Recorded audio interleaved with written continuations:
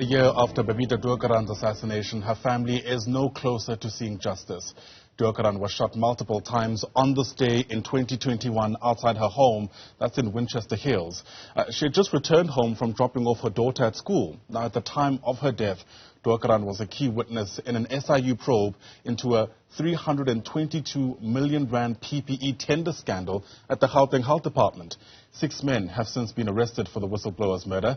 Let's get you a sense of what else we know. Bring in my co-anchor, Michelle Craig, who's live to us now from Winchester Hills this morning. And Michelle, 1 year down the line, and I'm afraid the questions that emerged just after Babita was killed are still with us today.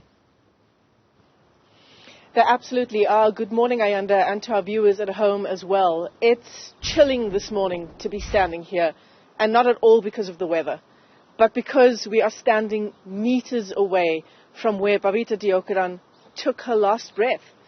She was shot, as you say, multiple times after dropping her daughter off at school. This morning on the drive in here, you know, that's what we were thinking. Was this the last drive that Babita Deokaran took?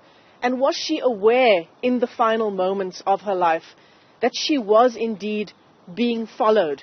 We know that she had flagged with Lerato Madio, the CFO in the health department, that she was investigating dodgy deals, suspicious transactions at Tembisa Hospital to the tune of some 850 million rand. She told the CFO that she feared for her life, that she worried because of her investigation that she and others were not safe. So in those final moments, when Babita Deokaran saw these men approaching her car, perhaps knew what was coming, did she hope that the promises made by Lerato Madio, that her concerns had been escalated to the top echelons of the health department in Gauteng, that indeed that had been done? Of course, we now know, due to those News 24 investigations, that it wasn't. Absolutely. And part of what today is going to be about is remembering her for the work that she did, but also hopefully trying to put pressure on those who had said they'd look into the people who had killed her being brought to justice. Yeah, absolutely. I mean, that remains the question to this day as we commemorate 1 year since what effectively was her assassination.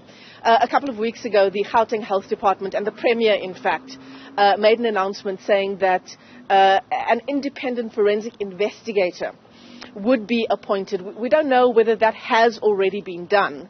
But there have been several questions around whether that is enough. As you say, those 6 men who were arrested just days after Babita Deokaran's murder, they are still in prison, as far as we know. We're still no closer to knowing exactly what happened.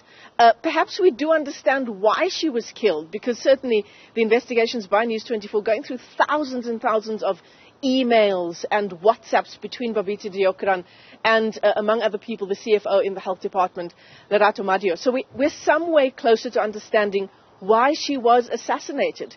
And that is why several civil society organizations have called it exactly that, her murder, an assassination. This was someone who was really doing the hard work of being a whistleblower in South Africa, knowing full well that there's still, no matter what the pronouncements are, there's still very little protection for whistleblowers in this country. We know that several people have been forced to flee the country because of the impact on their families, because they think that their lives are in very real danger.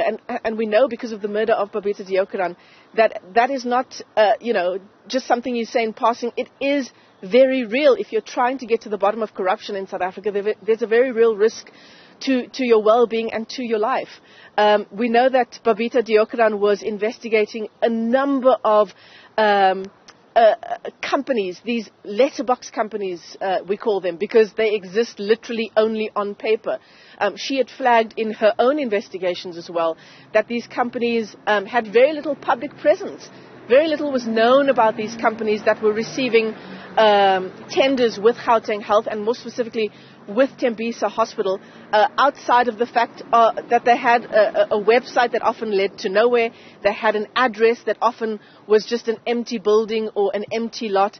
Very little presence. So there are several questions about, what's been done in Gauteng Health to, number one, root out these kinds of dodgy payments, to get to the bottom of exactly who these companies are, who approved these tenders that ironically are between that 400,000 and 500,000 cap. So it means it sort of flies below the radar of public finance and any administration acts related to it.